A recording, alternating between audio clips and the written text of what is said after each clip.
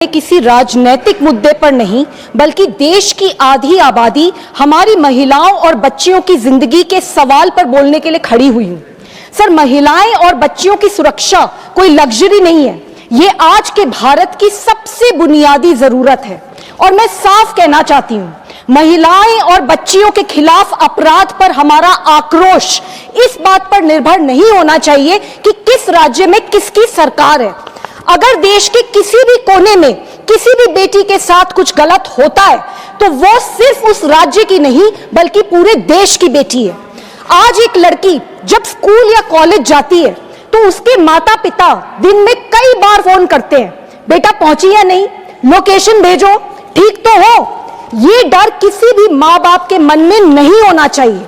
हमें ऐसा भारत बनाना है जहां बेटी को आजादी मिले, निगरानी नहीं। सर, एनसीआरबी के अनुसार भारत में हर दिन 90 से ज्यादा रेप के मामले दर्ज होते हैं। सर, साल 2023 में 1,77,000 से ज्यादा क्राइम्स अगेंस्ट चिल्ड्रन के केसेस रिपोर्ट हुए। सर, ये सिर्फ स्टैटिस्टिक्स नहीं है, ये हमारे बच्चों और महिलाओं की चीखें हैं और ये सिर्फ दर्ज मामलों की बात है। असल संख्या सर हम सब जानते हैं इससे कहीं ज्यादा है। सर, एक कड़वी सच्चाई यह भी है कि एक बार किसी लड़की के साथ कुछ लोग शोषण करते हैं और उसके बाद ज्यादातर मामलों में पूरा सिस्टम मिलकर उसके साथ शोषण करता है। सर, 2018 में दिल्ली में एक 8 महीने की बच्ची के साथ बलात्कार हुआ था। आज 2026 है। अभी कुछ दिन पहले सर मैं उस लड़की से मिली, अब वो 8 साल की हो गई है लेकिन उसको अभी तक न्याय नहीं मिला। सर सोचिए, जिस घटना को वो याद भी नहीं कर सकती उसी के लिए उसे सालों तक कोर्टों के चक्कर काटने पड़ेंगे, बार बार गवाही होगी, बार बार ट्रॉमा होगा। सर, आज देश में 3 लाख से ज्यादा पॉक्सो केसेस कोर्ट्स में पेंडिंग है। फास्ट ट्रैक कोर्ट्स आज भी हर जिले में नहीं है और जहां है वहां भी फास्ट ट्रैक न्याय नहीं हो रहा है। सर, ये 8 महीने की बच्ची का केस भी तो फास्ट ट्रैक कोर्ट में ही चल रहा है। पुलिस जांच में कमजोरी, फोरेंसिक लैब्स में सैंपल सालों सालों पड़े पड़े सड़ जाना, पीड़ित बच्चियों के लिए सपोर्ट सिस्टम सिर्फ कागजों पे होना, यही वजह है आज सिर्फ 14.3% पॉक्सो मामलों में कन्विक्शन हो पा रहा है। सर, तारीख पर तारीख पर तारीख लड़की की कमर तोड़ देती है और वो सिस्टम के सामने हार मानने पे मजबूर हो जाती है। सर, ये किसी एक लड़की की हार नहीं होती, ये पूरे देश की हार होती है। इतना सख्त कानून और इतना कमजोर न्याय ये देश कैसे स्वीकार कर सकता है। सर, 2018 में जब उस 8 महीने की बच्ची के साथ गलत हुआ था, मैं आमरण अनशन पर बैठी थी।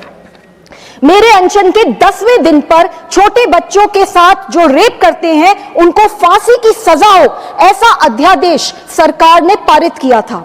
लेकिन सर, मैं आज ये सवाल पूछना चाहती हूं, कितने लोगों को फांसी की सजा हुई? सच ये है कि इस देश में अपराधियों को डर नहीं लगता।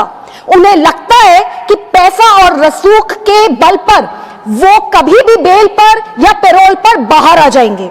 अगर सर सजा का डर ही नहीं होगा तो अपराध कैसे रुकेंगे? Until there is certainty and swiftness of punishment, nothing can change in this country. Sir, सदियों से जीबी रोड हमारे संसद से सिर्फ 3 किलोमीटर की दूरी पर एग्जिस्ट कर रहा है। सर, यहाँ 90 ब्रॉथल्स हैं और हर दिन यहाँ 5,000 जो महिलाएं हैं उनके साथ कई बार शोषण होता है। कई बार हमने यहाँ से अंडर एज लड़कियां रेस्क्यू करी हैं। सर, एक लड़की जो 15 साल की थी, जब मैं उसको वहां रेस्क्यू करने गई तो सर उसको तहखानों में छुपा रखा था। हमें 4 से 5 घंटे लग गए उस बच्ची को उन तहखानों में से बाहर निकालने में। सर, वो देखने में 32 से 33 साल की लग रही थी, पर जब हमने उसका बोन एज टेस्ट कराया तो वो 14 साल की निकली। सर, उसने हमें बताया कि वो 9 साल की उम्र में बेची गई थी जीबी रोड पे और हर दिन उसे ऑक्सीटोसिन के इंजेक्शंस लगते थे जिससे कि उसके बॉडी पार्ट्स बड़े दिखे और सर हर दिन कई लोग उसके साथ शोषण करते थे। जब तक हम उस पर पहुंचे तब तक sir she was suffering from several diseases. हमने उसको दिल्ली सरकार के शेल्टर होम में रखवाया सर, लेकिन वो वहां से भी कुछ दिन के बाद गायब हो गई। हाई कोर्ट तक ये मैटर गया, हाई कोर्ट ने भी अपनी पूरी जान लगाई कि लड़की को वापस ढूंढ के ला सके, लेकिन सर वो लड़की नहीं मिली। आज भी मुझे नहीं पता कि वो लड़की कहां है, किस हालात में है, जिंदा है या नहीं है। सर ये हाल है देश में। और सर अब तो गली गली में जीबी रोड खुल गए हैं। ज्यादातर स्पास और fronts of prostitution rackets and ऐसे गलत स्पास धड़ल्ले से पूरे देश में खुले हुए हैं। सर मैंने कई स्पास में रेड करी है और मैं एक स्पा में जब मैं अंदर घुसी तो मैंने देखा कि वहां पर एक लड़की जो 16 साल की थी और दिल्ली सरकार की स्टूडेंट थी, वो एक कमरे में वहां पे 2 आदमी थे और उसके साथ शोषण हो रहा था। सर हम उसको वहां से रेस्क्यू करके लेकर आए, काफी सारी एफआईआर भी हुई है, काफी जांच भी हो रही है, पर sir state governments have to act on this issue. Spas have to be regulated in this country and cross gender massage has to be banned across, otherwise कानून सर सिर्फ पेपर पे रह जाएंगे। सर 9 साल तक दिल्ली महिला आयोग में काम करा है मैंने 8 महीने की बच्ची से लेकर 90 साल की दादी तक के यौन शोषण के मामले देखे हैं सर, उनको हैंडल करा है। और एक बात बिल्कुल साफ है सर, रेप कपड़ों से नहीं होता, रेप मानसिकता से होता है। कपड़े बहाने हैं, समस्या सोच है। हम सबके घर में सर माँ है, बहन है, पत्नी है, बेटी है। अगर आज हम किसी और की बेटी के साथ अन्याय देखकर चुप रह जाए तो कल सर बारी हमारे घरों में भी हो सकती है।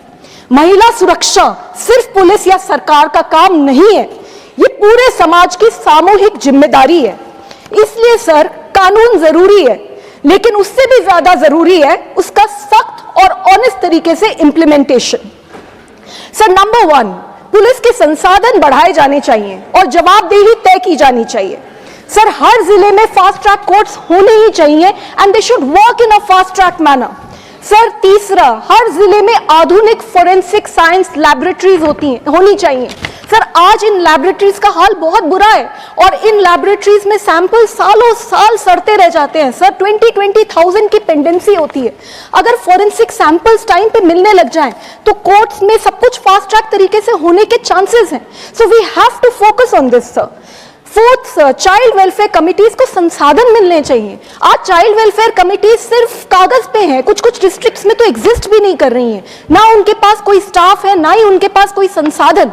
We need to work on that sir. Sir public prosecutors की संख्या और जवाबदेही दोनों तय होनी चाहिए। सर हमने दिल्ली महिला आयोग में रेप क्राइसिस सेल के अंडर हर पब्लिक प्रोसिक्यूटर के साथ हमने स्टाफ दिया था सर, और उसके चलते हमने लाखों लड़कियों को विक्टिम कॉम्पेंसेशन दिलवाया, क्योंकि पब्लिक प्रोसिक्यूटर एक अकेला इंसान कितने केसेस हैंडल करेगा। They also need support, they also need our entire system to stand behind them so that they can fight for the cause of that girl.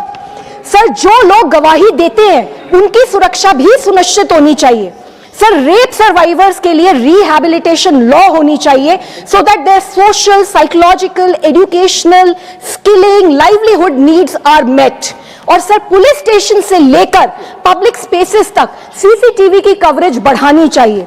और sir सबसे ज्यादा जरूरी, किसी भी नेता या अधिकारी पर अगर कोई लापरवाही करे तो उस पर सख्त से सख्त कार्यवाही होनी चाहिए। सर मैं निर्भया की मां से मिली थी और मैं उनके संघर्ष को सलाम करती हूँ। सर उन्होंने एक बात मुझे बोली थी जो मुझे सोने नहीं देती कभी कभी। उन्होंने मुझे ये बोला था कि कभी कभी उन्हें लगता है कि अगर उनकी बेटी जीवित होती तो वो ये जो न्याय पाने की जिल्लत है हमारे देश में, इसको कैसे सह पाती। क्योंकि सर निर्भया तक से पूछा गया था कि तुम बस में क्यों गई, ऑटो में क्यों नहीं गई, तुम रात में क्यों गई, तुम दिन में क्यों नहीं गई, वो लड़का कौन था, तुम्हारा बॉयफ्रेंड था। सर ये सारे सवाल लड़कियों से ही क्यों पूछे जाते हैं हमारे देश में। सर मुझे वो दिन देखना है जब भारत में कोई निर्भया ना हो। मुझे वो दिन देखना है जब भारत की हर बेटी बिना डर के आधी रात पे घर लौट सके और उसके माँ बाप चैन की जिंदगी जी सके। Thank you so much sir. Thank you.